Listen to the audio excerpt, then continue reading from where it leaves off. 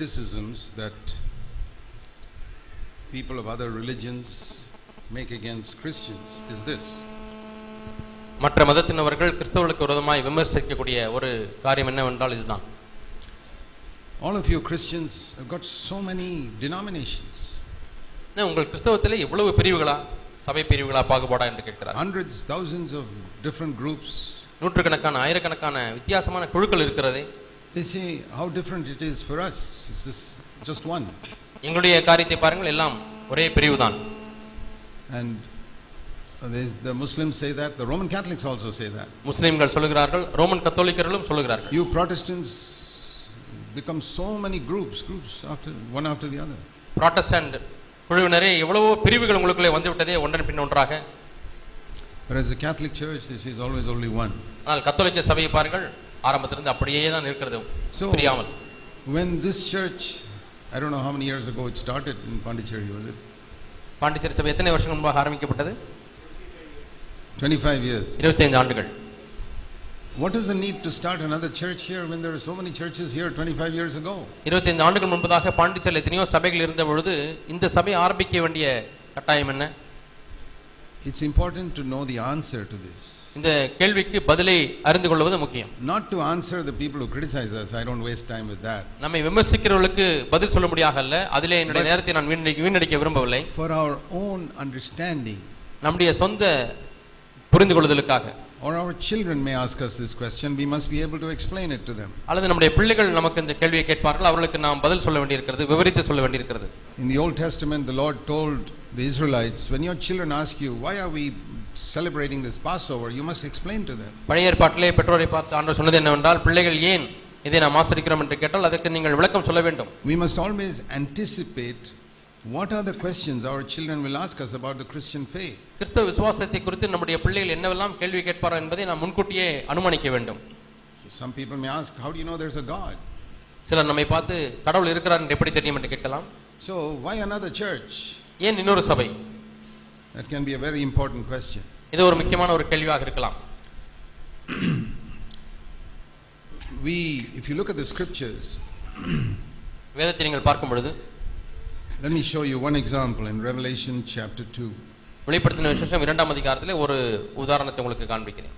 This is about the church in Ephesus, which was started by the apostle Paul. அப்போஸ்தலனாகிய பவுலினால் ஆரம்பிக்கப்பட்டதான ஒரு சபை, எபேசு சபையை குறித்து இங்கே பார்க்கிறோம். And if you want to read the origin of this, இதனுடைய ஆரம்பத்தை நீங்கள் வாசிக்க வேண்டுமானால் it's in chapter 19 of Acts of the Apostles. அப்போஸ்தலர் நடவடிக்கைகள் 19ஆம் அதிகாரத்தில் அது காணப்படுகிறது. So he says to the Revelation 2:1, to the messenger of the church in Ephesus write this.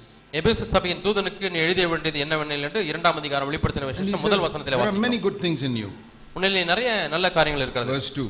2ஆம் வசனம். Your deeds, toil, perseverance. உன்னுடைய கிரியைகள், பிரயாசங்கள், பொறுமை. You don't tolerate evil men. That means they were standing against sinful things. பொல்லாதவர்களை செய்ய கூடாமல் இருக்கிறது என்றால் பாவமான காரியங்களுக்கு விரோதமாய் அவர்கள் எதிர்த்து நிற்கிறார்கள். You were exposing false apostles. That means they were purity in doctrine also.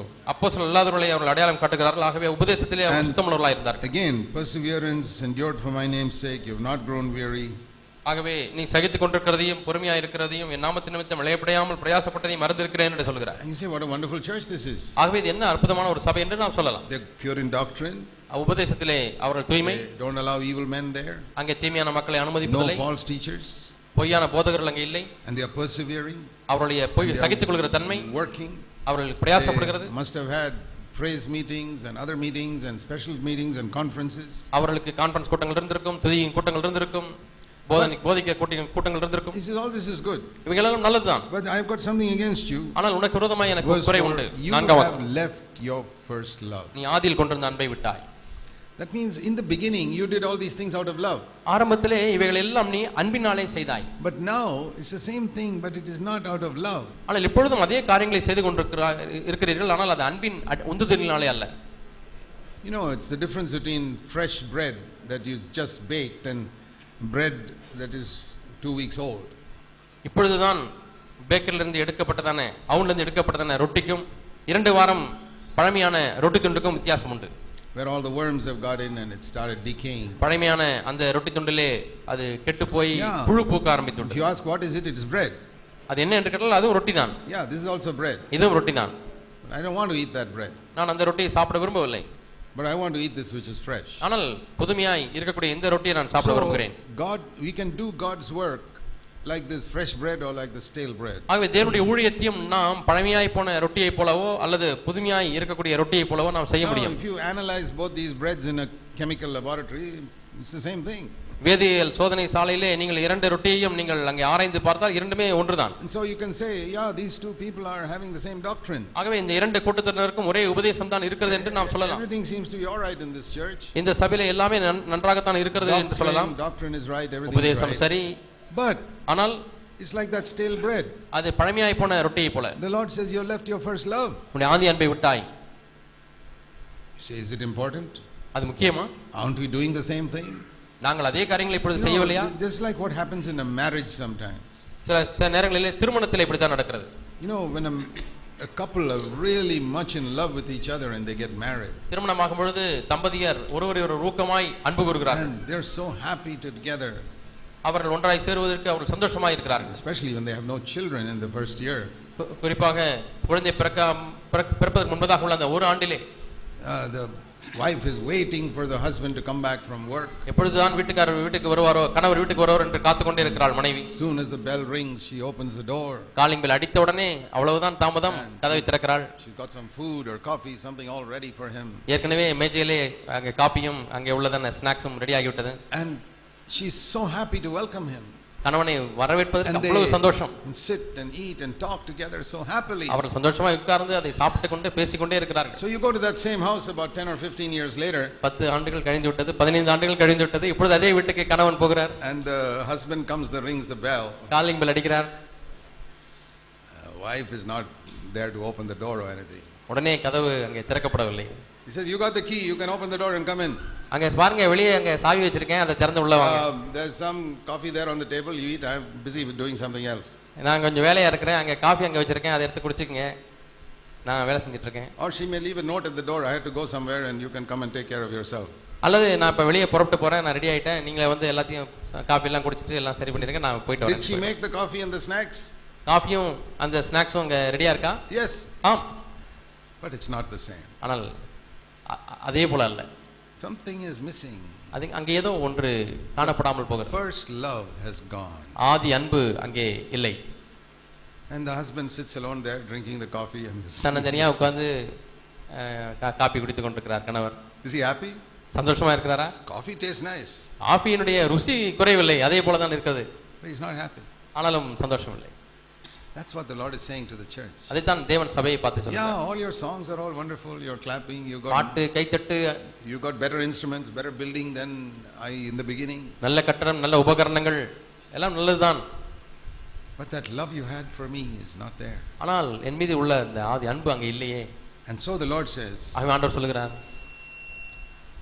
if you don't repent, நீ மனம் திரும்பாத பட்சத்தில், 5ஆம் வசனம், and come back to do the deeds you did at the beginning, ஆதியிலே செய்த கிரியைகளை நீ செய்யாவிட்டால், I will remove your lampstand. உன்னுடைய விளக்குத்தண்டை நீக்கி போடுவேன். You see, the difference between the Lord's bride and husband and wife today is this. ஆண்டவருடைய மனவாட்டிக்கும் கணவன் மனைவிக்கும் உள்ள வித்தியாசம் தான். When a man marries a wife, even if she doesn't make the coffee, you cannot divorce her. ஒரு மனிதன் மனைவி விவாகம் பண்ணுகிறான், அங்கே காஃபி போட்டு கொடுக்கவில்லை என்று சொன்னாலும் விவாகரத்து பண்ண முடியாது. Even if she doesn't make food for 3 days, you can't divorce her. 3 நாள் சாப்பாடே செய்யலையா, உடனே விவாகரத்து பண்ண முடியாது. You got to go and eat in a hotel and still love her. ஹோட்டல்ல போய் சாப்பிட்டு வந்து சரி என்ன பண்றது, மனைவி நேசித்தான் ஆக வேண்டும் என்று நேசிக்கிறவர். But the Lord and his bride is not like that. ஆனால் தேவனும் மனவாட்டியும் ஆண்டவரும் மனவாட்டியும் அப்படி அல்ல. Because the Lord's bride is not just one woman like a man's wife today.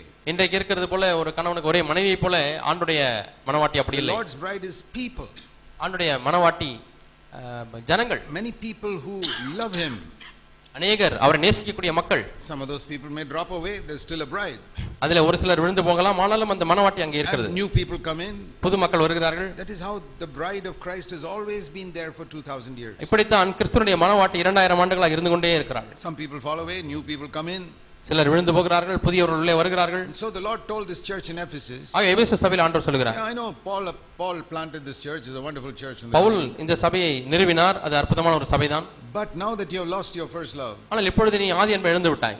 I will remove the lampstand means I will de-recognize you as a church.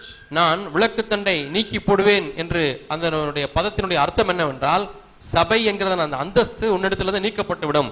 Like some colleges, the government will de-recognize that, saying your standards are not good, we cannot allow you to give degrees. சில கல்லூரிகளிலே போய் அங்கே பார்த்து உங்களுடைய தரம் போதுமானதாக இல்லை, ஆகவே இப்பொழுது உங்களை நாங்கள் அந்த அந்தஸ்தை கல்லூரி என்ற அந்த அந்தஸ்தை நீக்கி விடுகிறோம் என்று சொல்கிறார். The degree from that certificate, that college is worthless after that. அதற்கு பிறகு மாணவர்கள் அந்த கல்லூரியிலே பெற்றுக்கொள்ளக்கூடிய பட்டம் அதற்கு மதிப்பில்லை. The Lord is saying, I will de-recognize you as a church and you won't be my church. ஆகவே என்னுடைய சபை என்கிற அந்தஸ்தை நீ இழந்து விடுவாய், இனிமேலும் நீ என்னுடைய சபை இல்லை என்று சொல்கிறார். You elder brother and you church must repent of what losing your first love. ஆகவே மூப்பரும் சபையும் ஆதி அன்பை இழந்த அந்த காரியத்திலிருந்து மனம் திரும்ப வேண்டும் என்று சொல்கிறார்.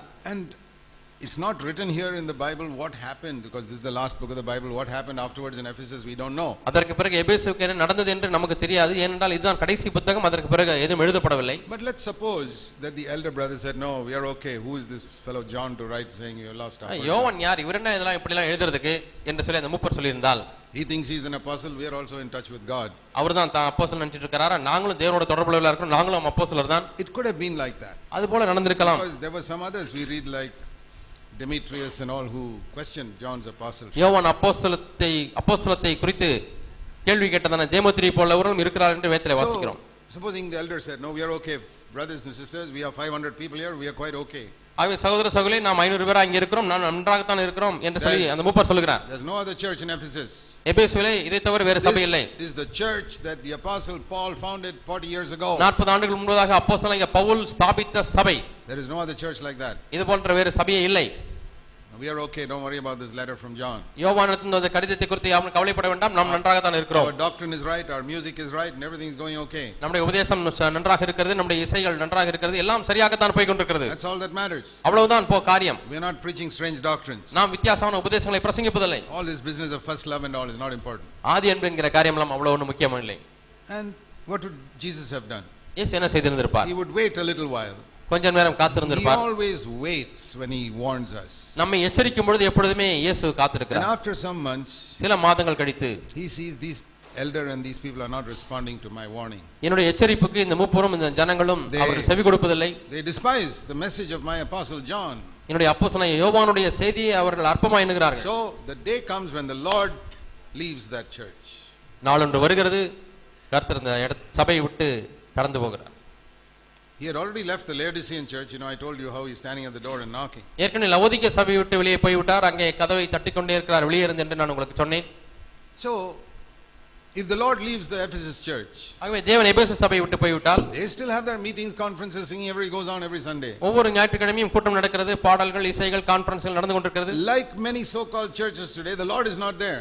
இன்றைக்கு சபைகள் என்று அழைக்கப்படுகிற அநேக சபைகளிலே இருப்பது போலவே அங்கே கர்த்தர் இல்லை. Because they have left their first love. ஏனென்றால் அவர்கள் ஆதி அன்பை இழந்து விட்டார்கள். Don't just see whether the doctrine is all correct. உபதேசம் சரியாக இருக்கிறதா என்று நீங்கள் சரி பார்க்க வேண்டாம். If you are living in Ephesus and you are only looking for doctrine, you would have joined this church even after the Lord left it. நீங்கள் எபேசுவிலே இருந்திருப்பீர்கள் என்று சொன்னால், நீங்கள் உபதேசத்தை மட்டும் பரிசோதிக்கிறவர்களா இருந்தால், ஆண்டவர் அந்த சபையை விட்டு வெளியே போயிருந்த பிறகும் கூட நீங்கள் தொடர்ந்து அந்த சபையிலே இருந்திருப்பீர்கள். But in every one of these, the 5 of these 7 churches were backslidden. இந்த பின்வாங்கி போன 5 சபைகள் இருக்கிற ஒவ்வொரு சபையும், in all of those churches there were some people who were walking faithfully.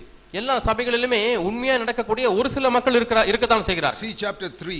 3ஆம் அதிகாரம்.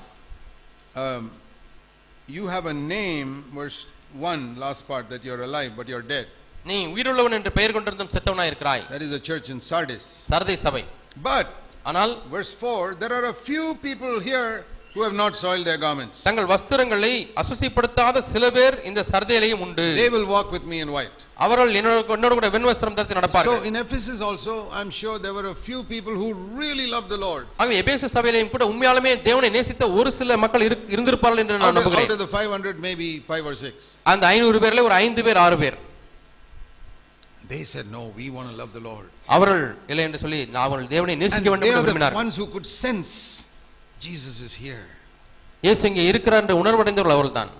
It's those who love the Lord who can know whether the Lord's presence is in a church or not. தேவனை நேசிக்கிறவர்கள் மட்டுமே தேவன் சபையிலே பிரசன்னரா இருக்கிறாரா இல்லையா என்பதை உணர்ந்து கொள்ள முடியும். If you only have right doctrine, you won't sense it. உபதேசம் சரியாக இருக்கும் என்று அதை மட்டும் நீங்கள் பார்த்தீர்கள் என்று சொன்னால் உங்களால் உணர முடியாது. So out of these 500 people, only 5 or 6 love the Lord. They are the only ones who can sense, is the Lord here or not. ஆகவே அந்த 500 பேர்களிலே 5-6 பேர்கள் மட்டுமே கர்த்தர் இங்கே பிரசன்னரா இருக்கிறாரா இல்லையா என்பதை அவர் உணர்ந்து கொள்ள முடிகிறது.